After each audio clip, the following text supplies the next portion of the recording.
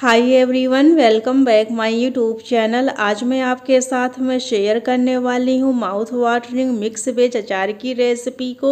ये अचार खाने में बहुत ही ज़्यादा टेस्टी और बनाने में बहुत ही आसान है। आइए देखते हैं इस टेस्टी से मिक्स वेज अचार को आज हम कैसे बनाएंगे। मिक्स वेज अचार बनाने के लिए हमने यहाँ पर 1 केजी ताज़ी कटी हुई गोभी ले रखी है। गोभी को हमने छोटे टुकड़ों में पहले से ही काट लिया था। और 1 केजी हमने ताज़ी कटी हुई गाजर ले रखी है और 1 केजी ताज़ी छिली हुई हरी मटर ले रखी है। आप हरी मटर का इस्तेमाल करिएगा ताज़ी। और 250 ग्राम कटी हुई अदरक ले रखी है और 250 ग्राम हरी मिर्च। और यहाँ पर हमने 8 से 10 नींबू ले रखे हैं। नींबू ताज़े होने चाहिए अचार बनाने के लिए और अच्छी क्वालिटी के होने चाहिए। और साथ ही में हमने 250 ग्राम यहाँ पर मूली ले रखी है।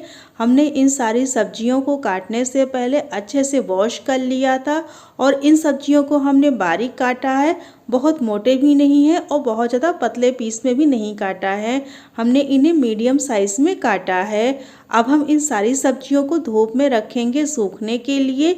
हमें इन्हें ज़्यादा नहीं सुखाना है, हम इन्हें 2 से 3 घंटे के लिए धूप में सुखा लेंगे। और ये लीजिए, हमने सारी सब्जियों को धूप में डाल दिया है सूखने के लिए।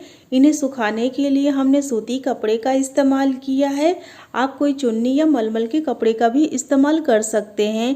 यदि आप चाहें तो इन सब्जियों को पंखे की हवा में भी सुखा सकते हैं।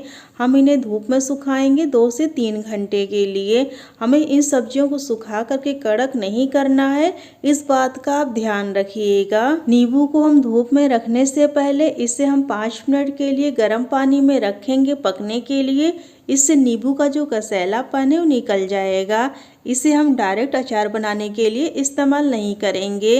इसे हम 5 मिनट के लिए खौलते पानी में उबालेंगे। ये प्रोसेस करना बहुत ही ज़रूरी है। नींबू को पकते हुए 5 मिनट हो गया है। अब हम इसे पानी से अलग कर लेंगे और इसे हम धूप में रख देंगे सूखने के लिए। इसे भी हमें सुखा करके कड़क नहीं करना है, बस हमें इतना सुखाना है कि इसके ऊपर का पानी अच्छे से सूख जाए।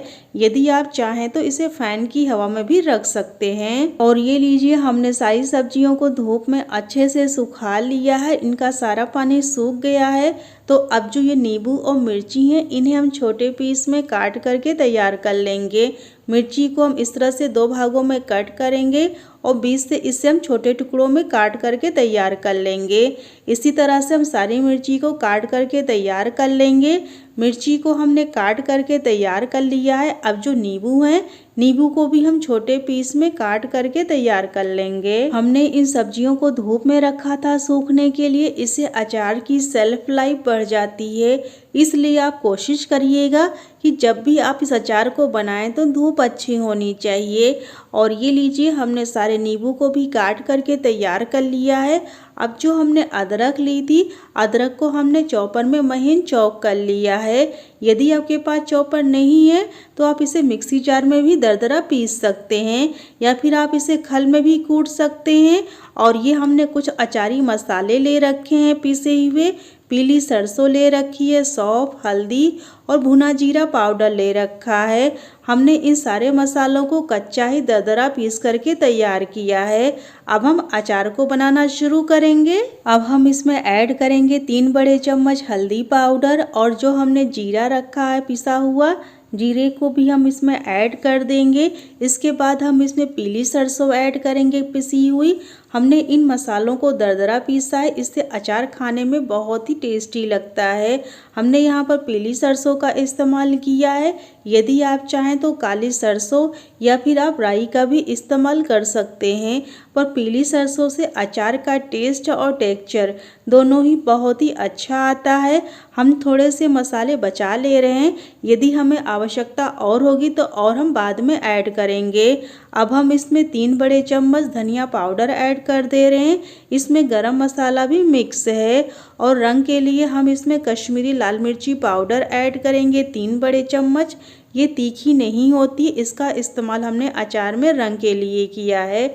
यदि आप चाहें तो इसे स्किप भी कर सकते हैं, ये पूरी तरह से ऑप्शनल है।